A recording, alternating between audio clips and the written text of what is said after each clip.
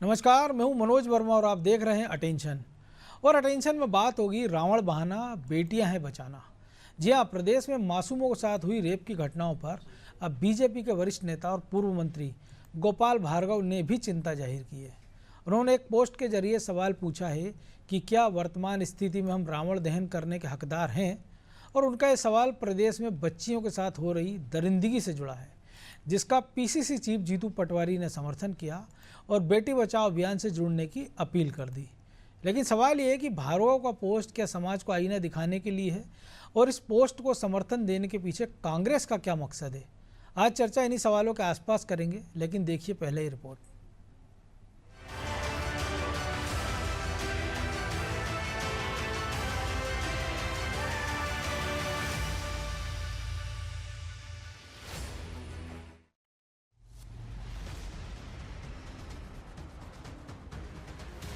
पूर्व मंत्री गोपाल भार्गव ने इस पोस्ट के जरिए जो सवाल उठाया वो कितना अहम है ये चर्चा का विषय हो सकता है। लेकिन उनके इस पोस्ट को विपक्ष का भी समर्थन मिला है। यूं तो ऐसा कम ही देखने को मिलता है कि किसी बीजेपी नेता की राय से कोई कांग्रेस नेता सहमत दिखे, लेकिन बीजेपी के वरिष्ठ नेता ने जब ये पूछा कि अबोध बेटियों से रेप हो रहे हैं, ऐसे में वर्तमान परिवेश में क्या हम रावण दहन के अधिकारी हैं, तो जीतू पटवारी ने उन्हें साधुवाद दिया और कांग्रेस के अभियान बेटी बचाओ से जुड़ने की अपील भी कर दी। और अब कांग्रेस नेता भी इनके सुर में सुर मिला रहे हैं। मैं धन्यवाद देता हूं गोपाल भार्गव जी को कि मध्य प्रदेश के जो मुख्यमंत्री हैं, जो कि इस प्रदेश के गृह मंत्री भी हैं, वो तो महिलाओं की सुरक्षा पर कुछ ध्यान दे नहीं रहे। और ऐसे रावण जो रोजाना मध्य प्रदेश में बेटियों को उठा करके उनके साथ दुराचार कर रहे हैं, उनको जलाने के लिए उनका ट्वीट जो है बेहद एक गंभीर मामला है। मध्य प्रदेश के मुख्यमंत्री को इस मामले का संज्ञान लेना चाहिए और गोपाल भार्गव जी के कहे अनुसार इस बात को एक्नॉलेज करना चाहिए कि मध्य प्रदेश में लगातार बेटियों पर अत्याचार एवं दुराचार बढ़ता जा रहा है। तो गोपाल भार्गव जी ने जो बात कही है उसका संज्ञान लें और प्रदेश में हो रहे अपराधों पर लगाम लाएं।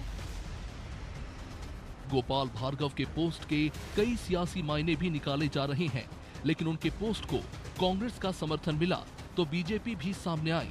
उसने कांग्रेस की तरफ से निकाले गए मायनों पर जोरदार हमला बोला और कांग्रेस के अभियान को भी आड़े हाथों लिया।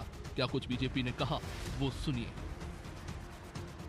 बेगानी शादी में अब्दुल्ला दीवाना, जहां गोपाल जी एक अपना सामाजिक दायित्व निभाते हुए जिस चिंता को जाहिर कर रहे हैं, वो हर कोई चिंता जाहिर कर रहा है।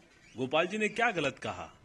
जिस व्यक्ति के अंदर रावण पल रहा हो, बुराई हो, उसको खत्म करने की तो बात कही। और जिस प्रकार से कांग्रेस पार्टी में महिलाओं का अपमान करने की एक प्रतिस्पर्धा से चल रही है, उस प्रतिस्पर्धा में जीती हुई जनप्रतिनिधियों को लात घूंसे मारने की बात कार्यालय में होती, लेकिन जीतू पटवारी जी कुछ नहीं बोलते हैं। उस पार्टी में महिलाओं के अपमान की लड़ाई लड़े, इस बात से मुझे कहीं ना कहीं शंका होती है और इन लोगों को शर्म भी आनी चाहिए कि इस पर भी राजनीति कर रहे हैं। अब गोपाल भार्गव ने जो सवाल उठाया वो अपनों से था या फिर पूरे समाज से, ये भी अपने आप में एक सवाल है जिसका जवाब उन्हें ही पता होगा। लेकिन उनके पोस्ट ने प्रदेश की पॉलिटिक्स में एक नई बहस को जन्म दे दिया है कि आखिर उनके पोस्ट के क्या मायने निकाले जाए। क्या उन्होंने इसके जरिए एक तीर से कई निशाने लगाए हैं और कांग्रेस को भी क्या इसके बहाने बीजेपी को घेरने का मौका मिल गया है? ब्यूरो रिपोर्ट, अनादि टीवी।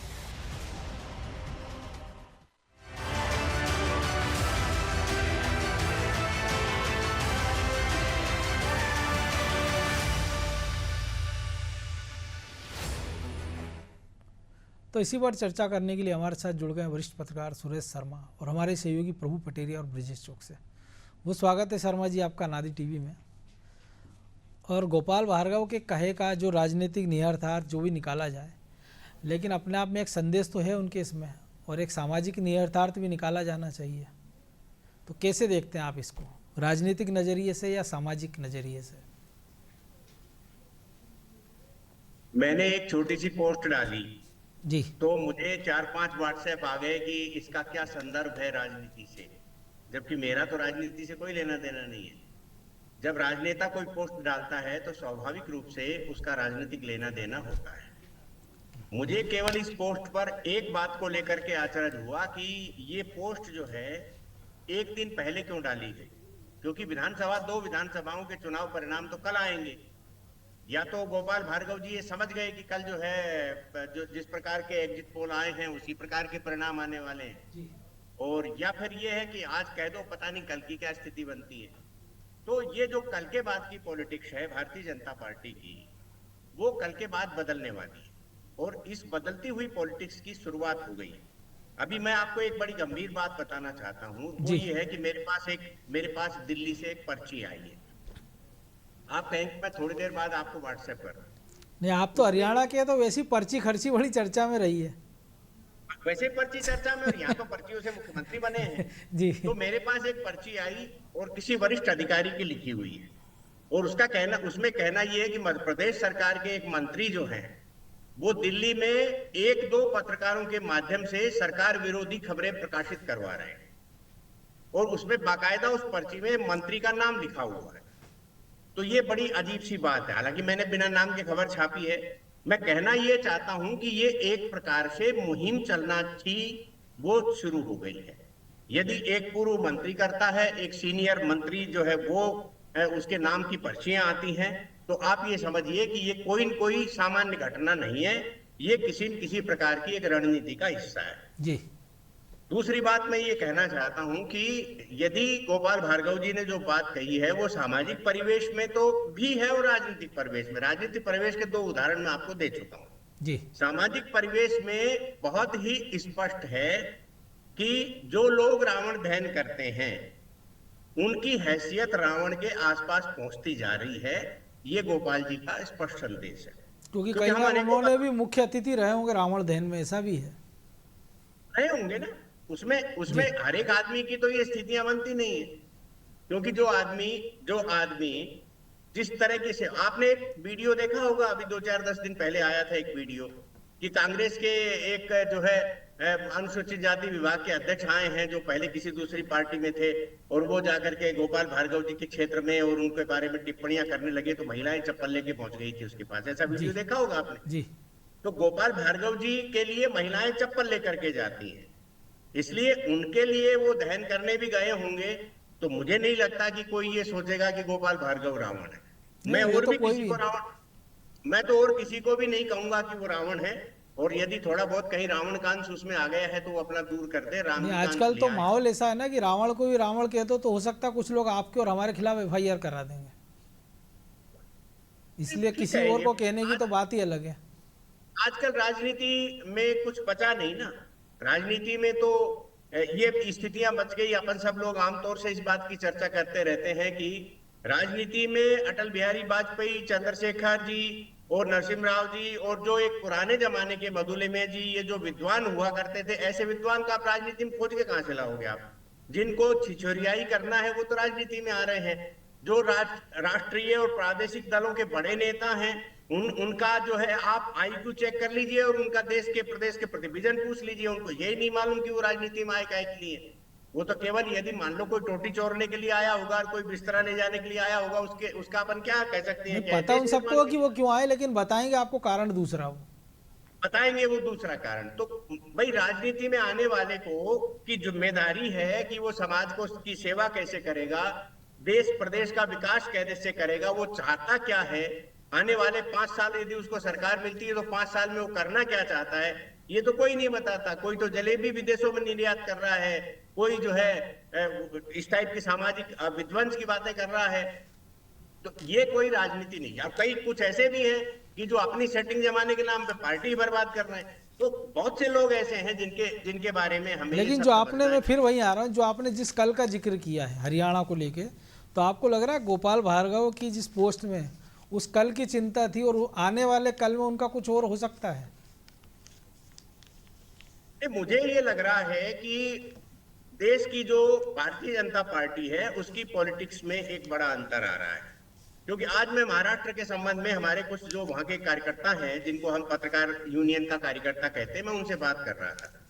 उनका कहना यह है कि अमित शाह जी की भाषा को हमने बड़ी देर बाद बदलाव पूर्ण देखा है। वो अभी पिछले दिनों महाराष्ट्र गए थे, उन्होंने ये कहा कि अब हमें हर बूथ पर 10 कार्यकर्ताओं की सक्रियता चाहिए। जो भारतीय जनता पार्टी का मूल चरित्र था कि एक बूथ 10 यूथ, 10 कार्यकर्ता। तो यदि अमित शाह जी जैसा व्यक्ति जो केवल जो है उंगली पर तान के रखना चाहता था भारतीय जनता पार्टी के कार्यकर्ताओं का, और वो आज कार्यकर्ता को बूथ की जिम्मेदारी की बात कर रहा है। उनके दिमाग से ये निकल गया लगता है कि अब जो तूती बोलती थी और जनता हमारे उंगली के इशारे पर नाचती थी वो नहीं नाच रही है। तो आप इसको मानिए कि कार्यकर्ताओं की तरफ वापसी हो रही है। और ये गोपाल भार्गव बोले या दिल्ली की वो चिट्ठी वाला मामला, पर्ची वाला मामला हो, जो भी हो, वो सब भारतीय जनता पार्टी के मूल संगठन की तरफ लौटने की बात है। क्योंकि अब ये नहीं चल सकता कि आप किसी का भी कान पकड़ के कहोगे कि आज से ये तुम्हारा बॉस हो गया है। अब नहीं चलेगी, मुझे लगता है, क्योंकि देश को जो तो है इस स्थिति को गोपाल भार्गव ने भी भांप लिया आपके हिसाब से? नहीं, गोपाल भार्गव ने भांप लिया होगा। गोपाल भार्गव जी भी बहुत सीनियर है और उनको ये चिंता नहीं पालना चाहिए आप 15 साल मुख्यमंत्री रहने के बाद कि भाई वो ही करेंगे, उसके बाद की पीढ़ी को हम कुछ भी नहीं देंगे। तो गोपाल भार्गव जी को अपनी मूल भूमिका की तरफ जाना चाहिए। अब मंत्री बनने की यदि भावना आती है तो भी रोकना चाहिए, और यदि सरकार में उनको लेने की बात की जाती है तब भी उनको ये कहना चाहिए कि भैया हमने बहुत राज कर लिया, अब आप भारतीय जनता पार्टी का जो आने वाला कार्यकर्ता उसको जिम्मेदारी दीजिए, क्योंकि आपके बाद कोई है नहीं। ऐसा क्यों मानना चाहिए? मैं बार बार कहता हूं कि सचिन तेंदुलकर के बाद आज हमारी टीम में पता नहीं कितने सचिन तेंदुलकर आ गए, लेकिन सचिन तेंदुलकर को हमने जो 15 वर्ष ज्यादा खिलाया, तो उसमें कितने सचिन तेंदुलकर हमने खो दिए, इसकी चिंता जरूर करना चाहिए। तो प्रभु जी आप कैसे देखते हैं? और दूसरा ये जो बार बार हम देखते हैं, जैसे बीजेपी का कोई नेता इस तरह के बयान देता, उमा भारती शराबबंदी को लेकर बात करती है तो कांग्रेसी समर्थन करते हैं और कहते हैं हमारी पार्टी में जाओ। गोपाल भार्गव इस बयान का भी जीतू पटवारी समर्थन कर रहे हैं क्योंकि कांग्रेस इससे जुड़ी एक मुहिम चला रही है और वो कहता है हमारे साथ जाओ। अगर ये सामाजिक सरोकार की इतनी चिंता है तो ये क्यों नहीं कहती है कांग्रेस पार्टी कि हम आपके साथ हैं, आप आगे मुहिम को बढ़ाइए, हम आपके पीछे खड़े हैं। वो चाहे उमा भारती हो, चाहे गोपाल भार्गव हो, या भविष्य में जो भी कोई नेता इस तरह की मुहिम को आगे बढ़ाए। और ये क्या विशुद्ध सामाजिक आप देखते हैं इसको नज़रिए से, या राजनीति भी इसमें छुपी है? क्योंकि हालांकि जब नेता कोई बात कहता है और राजनीति ना छुपी हो तो ऐसा सोचना भी अज्ञानता होगी, मुझे लगता है। देखिए मनोज जी, मुझे तो जो पोस्ट को जो मैंने देखा जी, तो मुझे तो लगता है कि गोपाल भार्गव जी ने, चूंकि रावण दहन का समय निकट आ रहा है, दशहरा आ रहा है, नवरात्रि का चल रही है, बीच में आ गए हम, तो निश्चित तौर पर उनने जो है समाज के लिए एक जो है लोगों को सोचने के लिए एक वो अपनी पोस्ट की है। जो उनके मन में जो विचार आए होंगे, जिस तरीके की घटनाएं रोज़ छप रही हैं अखबारों में, जिस तरीके से कलकत्ता का डॉक्टर वाला मामला था, जिस तरीके के वहाँ नवरात्रि में देवी के हाथ में जो है उस डॉक्टर की लाश को रखते हुए प्रतिमाएं बनाई गई हैं, बिल्कुल देवी को शर्मसार दिखाया गया है। तो निश्चित तौर पर चूंकि जन भावनाओं का प्रदर्शन यहाँ पे होता है, हमारा जो धार्मिक त्यौहार या संस्कृति जो है हम जब मनाते हैं तो उसमें जो है जो भी घटनाएं हैं, जन भावना का प्रदर्शन होता है, लोगों को एक संदेश देने का, उसके पीछे बड़ा माध्यम है। नहीं तो उसका जरूरत क्या है आपको देवी की प्रतिमाएं जगह जगह बैठाने की? आप तो मंदिर में देवी हैं, वहाँ जाकर दर्शन करा सकते हैं, वहाँ जाकर पूजा कर सकते हैं। बिल्कुल। तो निश्चित तौर पर झांकियाँ सजाने के पीछे विषय वस्तु वही होती है, लोगों को उन घटनाओं से जोड़ना, उनको बताना, संदेश देना, बदलाव की तरफ उनको आकर्षित करना। गोपाल भार्गव की पोस्ट जो हम देख रहे हैं उसमें उन्होंने केवल यही लिखा है, वर्तमान परिवेश में क्या हम रावण दहन के अधिकारी हैं। दो तस्वीरें, एक तरफ दशानन की फोटो है और दूसरी तरफ जो एक प्रताड़ित नारी को दिखाया गया है, बच्ची जो भी है। तो निश्चित तौर पर ये जो है गोपाल भार्गव ने लोगों को एक तरफ सोचने के लिए विवश किया। मुझे नहीं लगता इसका कोई राजनीतिक निहितार्थ ऐसे प्रत्यक्ष हैं। अब प्रत्यक्ष उनके मन में कोई निहितार्थ हो तो वो अलग बात है। यदि उनके मन में राजनीतिक निहितार्थ हैं, सुरेश समर जी ने जो है, माफी के साथ कहना चाहूँगा, उनने इसको जो है हरियाणा चुनाव से भी संदर्भ देखने की कोशिश की है, लेकिन मैं ऐसे नहीं देख रहा हूँ। यदि इसके राजनीतिक निहितार्थ हैं तो इसके लिए जो रावण की तरह यदि कोई अपराधी है तो गोपाल भार्गव भी अपराधी हैं। आप लंबे समय से विधायक हैं उस क्षेत्र में, कि आपके क्षेत्र में ऐसी कोई घटना नहीं हुई होगी? आप 20 साल लगातार सत्ता में रहे, नेता प्रतिपक्ष के तौर पर भी मंत्री का दर्जा आपके पास रहा, 20 साल सत्ता में रहे एक तरीके से कहें तो। क्या 20 साल में आपने इन घटनाओं को रोकने के लिए कभी कैबिनेट में बात उठाई? कभी आपने इस पर चर्चा की? मध्य प्रदेश में भी ऐसी घटनाएं तो आए दिन होती हैं। एनसीआरबी का आंकड़ा है कि 4.5 लाख जो है, 2022 का आंकड़ा है, 4.5 लाख महिला अपराध दर्ज हुए हैं 2022 में। संख्या लगातार बढ़ती जा रही है। महिला अपराधों की 2008 में शायद वो 2.5 लाख करीब थे, वो बढ़ के जो है 4.5 लाख हो गए। तो ये जो संख्या, जो जिस तरीके से महिला अपराध की बढ़ रही है, जो कुसंस्कृति बढ़ रही है, हम जिस तरीके के गरबा पंडालों में कहाँ जा रहे हैं लोग, आप देखिए कैसे लोग जाते हैं गरबा पंडालों में, क्या सज धज के जाते हैं। गुजरात के गरबा पंडालों की स्थिति देख लीजिए, जहाँ से गरबा पूरे देश में चल रहा है, वहाँ पर तो उनको जो है एड्स के टीके लगाने पड़ रहे बिल्कुल, हैं। HIV पहले उनको जो है कंडोम तक के स्टॉल वहाँ पे लगाने पड़ रहे थे। तो क्या ये देवी आराधना का पर्व है? ये किस तरीके से आराधना हो रही है? जिसमें लोग 9 दिन तक उपवास करते हैं, कुछ लोग अन्न जल त्याग देते हैं, 9 दिन तक व्रत तपस्या पारायण का जो पर्व है, साधना का पर्व है, उसकी इस तरीके से साधना हो रही है। तो निश्चित तौर पर कहीं ना कहीं समाज को सोचने को लिए विवश होना पड़ेगा। गोपाल भार्गव जी, वो संदेश मुझे दिखाई दे रहा है इस पूरे में, जो है घटनाक्रम में जो आता हुआ उनका दिखाई दे रहा है। बाकी विपक्ष जो है उसको तो हर मुद्दे पर राजनीति करनी है, वो तो एक आंख लगाए हुए ही बैठा रहता है कि कहीं कोई गलत हो तो वो बोलेगा। बीजेपी विपक्ष में होगी तो भी वही यही काम करती थी। लेकिन ये जरूर है कि गोपाल भार्गव बहुत मजे हुए राजनेता है, बहुत सीनियर नेता है, लंबे समय तक का उनका जो अनुभव है, उनको स्पष्ट कहना चाहिए था। एक संदेश यदि जनता के लिए तो जनता को कहें कि आत्मचिंतन करे, एक संदेश देने की कोशिश करनी चाहिए। जहाँ तक रावण की बात है तो रावण से तुलना भी मैं इसको गलत मानता हूँ। रावण प्रकांड विद्वान थे। रावण जो है एक राज्य के बहुत बड़े राजा थे। रावण में बहुत सारे गुण थे। एक अवगुण को यदि छोड़ दें उनके, तो यदि हम इसको यदि और तुलना करने जाएं, इसको और नीचे जाएं, तो मोहम्मद गोरी, यदि हम वहाँ के उसके देश में, गोरी के देश में, तो पृथ्वीराज चौहान उनके लिए रावण थे।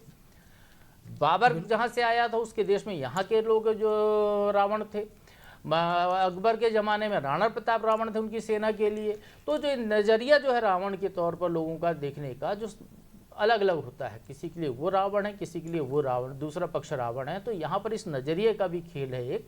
लेकिन इसको रावण को से जोड़कर ऐसी घटनाओं तक यदि हम जाते हैं तो निश्चित तौर पर ये जो है समाज को एक गलत संदेश देने का भी यहाँ पर गोपाल भार्गव ने कोशिश की। स्पष्ट तरीके से उनको इस चीज़ों को लिखना चाहिए था कि समाज के लिए संदेश है या राजनीति के लिए संदेश। अब गोपाल भार्गव को चाहिए क्या, ये बताइए आप। एक साल दो, एक बार और ज़्यादा से ज़्यादा विधायक रह लेंगे, इससे ज़्यादा तो उनको पार्टी वैसे ही रिटायर कर रही है अपने नेताओं को। तो गोपाल भार्गव के लिए तो समय वैसे ही खत्म हो रहा है। तो आप इस तरीके की बातें करने का प्रवचन कर सकते हैं। पंडित जी हैं, बहुत अच्छी कथावाचक हैं, तो सारी चीज़ें विस्तार से कहते तो मुझे लगता है ज़्यादा बेहतर होता। तो बिल्कुल ब्रजेश जी, ज़्यादा बेहतर होता। लेकिन आपको लगता है कि नेता, जिसको भी हमने देखा, कई नेता ऐसे हैं जिनको 90 साल की उम्र में भी चाहते हैं उनको प्रधानमंत्री बना दिया जाए, राष्ट्रपति बना दिया जाए, कुछ नहीं तो राज्यपाल ही बना दिया जाए, और ऐसे में नसीहत नेता मानेंगे। और दूसरा, जो गोपाल भार्गव ने ट्वीट किया और कांग्रेस जो समर्थन में आई, तो बेहतर होता कांग्रेस जिस मुहिम में उनको साथ लाने की बात कर रही, पहले उस मुहिम को वो ढंग से चलाते। क्योंकि जिन मासूम 7, 8, 10 साल की बच्चियों के साथ जो संवाद जीतू पटवारी कर रहे हैं, बेहतर होता है कि कोई महिला विंग उनकी वो सक्रिय होती, वो इस तरीके के संवाद को आगे बढ़ाती, वो कुछ महिलाओं को जोड़ते, सामाजिक संगठनों को जोड़ते, तब नारी दिशा के उत्थान के लिए कुछ काम करते तो ज़्यादा अच्छा रहता, बजाय उसको कि उन्होंने एक पॉलिटिकल इवेंट बना दिया। क्योंकि जैसे PC शर्मा का भी आ गया, उन्होंने 2 दिन पहले कह दिया हम 25 घंटे का उपवास करूंगा। वो 25 घंटे उपवास में कौन उनके साथ रहेगा, वो किस तरह का उपवास करेंगे, उसकी मंशा क्या है, ये तमाम सारी चीज़ें संदेह के घेरे में है। देखिए मनोज जी, उपवास का तो दौर चल ही रहा है। हो सकता है कि PC शर्मा जी नवरात्रि में 9 दिन के व्रत रखे हों, अब वो 24 घंटे रख रहे हैं। तो सिर्फ एक सियासी मुद्दा बना दिया है। यदि रेप की घटनाओं को आप रावण से जोड़ेंगे तो मैं इसके समर्थन में नहीं हूँ, क्योंकि रावण तो एक बुराई का प्रतीक है ना मनोज जी। इसलिए उसको जलाया जाता है कि बुराइयां हैं, आप बुराइयों को याद रखो, बुराइयों को हम नष्ट कर रहे हैं, कि बुराई का अंत कैसा होता है, ये समाज में जागरूकता के लिए रावण को जलाया जाता है कि भाई याद रखिए कि जो बुरा होता है उसका अंत किस तरह से होता है। तो एक प्रतीक हो गया है रावण बुराई का, इसलिए उसका दहन किया जाता है। वो गोपाल भार्गव क्या यदि मंत्री होते तो मनोज जी क्या ऐसी ट्वीट उनका फिर आ सकता था क्या? गोपाल भार्गव यदि किसी जिम्मेदार पद पर होते, सरकार में सहभागी होते वो, तो क्या वो ऐसा ही ट्वीट करते थे, या उनके ट्वीट इस तरह के आए हैं क्या पहले? क्योंकि पहले भी ट्वीट का वो खंडन करते नजर आते हैं, हो सकता है खंडन करते हुए कि हमारी सरकार इस पे काम कर रही है, सरकार ने कानून बनाया है, फांसी का प्रावधान किया, लेकिन उसमें आप वो उल्टा बोल रहे हैं कि हमने फांसी का प्रावधान तो बना दिया लेकिन इसके बाद भी घटनाएं बढ़ रही हैं। तो क्या सरकार को क्या करना चाहिए? गोपाल भार्गव ये बताते तो ज़्यादा बेहतर होता। गोपाल भार्गव इसके साथ साथ सामाजिक जागरूकता लाने की कोशिश करते तो ज़्यादा बेहतर होता कि हमको समाज किस दिशा में पहुंच गया है मनोज जी। क्या ये राजनेताओं का धर्म नहीं है? यदि कांग्रेस भी सियासत कर रही है और गोपाल भार्गव के भी सियासी नेतार्थ हैं उसमें निश्चित तौर पर, जो इस तरह का ट्वीट करके वो एक तीर से 2 निशाने साध रहे हैं। राजनेताओं का काम क्या सिर्फ राजनीति करना है, सिर्फ कानून बनाना है, उस पर चर्चा करना, सामाजिक जागरूकता लाने का काम नहीं है क्या उनका? वो भी दायित्व निभा सकते हैं, समाज को जागरूक कर सकते हैं। वो ऐसे कार्यकर्ताओं के साथ साथ समाज में यदि जो आपने जीतू पटवारी का जिक्र किया वो बच्चियों से बात कर रहे हैं, तो क्या वो स्कूल कॉलेज में नहीं जा सकते? क्या उनके पास इतना टाइम नहीं है कि वो भी जाके लड़कियों को बता दें? उनकी महिला विंग है, वो जाकर बता दें गुड टच क्या होता है, बैड टच क्या होता है, सुरक्षा के आप क्या इंतजाम कर सकते हैं, महिलाओं में जागरूकता क्या ला सकते हैं, घर में आप जागरूकता ले आए। आप देखिए सर्वाधिक अत्याचार या शोषण का होता है तो आपको मिलेगा वो नजदीकी रिश्तेदार होगा, घर में होगा, परिवार में होगा, मनोज जी, करीबी लेकिन होगा। स्थिति तो ये हो गई ना, आप परिवार क्या आजकल तो आपने- ये सोचते हैं कि नेता और राजनीतिक कार्यकर्ता उनके टच में ना रहे, यही उनके लिए गुड टच है। बिल्कुल। तो आप ये देखिए कि आपको जागरूकता वहां पे लाना चाहिए। आपका कार्यकर्ता वैसा है तो आपको उस दिशा में होने को उससे किनारा करें। यहाँ पे यदि किसी के साथ रेप होता है तो हमारा समाज क्या करता है, वो जो पीड़िता है ना उसको उस दृष्टि से देखता है, जबकि इस दृष्टि से देखना चाहिए आरोपी को, उसका बहिष्कार वैसा होना चाहिए। लेकिन मुंह ढक के कौन छिप के रहती है कि वो बालिका रहती है जिसके साथ घटना हुई है, उसके साथ या आप अपने परिवार से, आप रिश्तेदार से, आप मोहल्ले से, आप विधानसभा क्षेत्र से एक जागरूकता अभियान चला दें। आप विधानसभा में उस तरह की बेटियां सुरक्षित कैसे रहें, यदि उनके साथ क्या क्या सुरक्षा के इंतजाम हो सकते हैं, तो मुझे लगता है वो ज़्यादा बेहतर होता। लेकिन वो जो उन्होंने सियासी एक तरह से रावण दहन के मौके पर बेटियों से जिक्र करके अपनी सरकार को कटघरे में खड़ा किया है। सरकार को कटघरे में इसलिए खड़ा किया कि आप कह रहे हैं कि अब क्या हम रावण दहन के हकदार हैं यदि बेटियों से रेप हो रहा है, तो मतलब वो एक तरह से स्वीकार कर रहे हैं कि मध्य प्रदेश में बेटियों के साथ रेप की घटनाएं बढ़ रही हैं, हमारे आसपास बढ़ रही।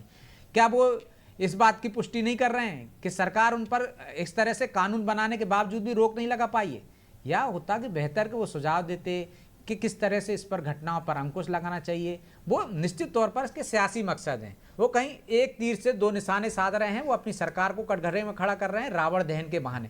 हो सकता है उनकी मंशा ऐसी नहीं हो, लेकिन मैं नहीं मानता हूं कि ऐसी मंशा नहीं होगी, क्योंकि एक बड़े राजनीतिक हैं, लंबे समय से विधायक रहे हैं वो, और उनका निश्चित तौर पर कहीं ना कहीं निशाना साधना ही है, एक तरह से कटघरे में खड़ा करना। हो सकता है उनकी पीड़ा हो कुछ, हो सकता है कि जो आपने कहा है कि राजनीति में कोई भी नहीं छोड़ता मनोज जी। यदि पैर आपके काम नहीं कर रहे हैं, लड़खड़ा रहे हैं ना, आप 80 साल के हो गए, तब भी खड़गे जी को देख लीजिए, अध्यक्ष बेहोश हो गए थे एक मंच पर।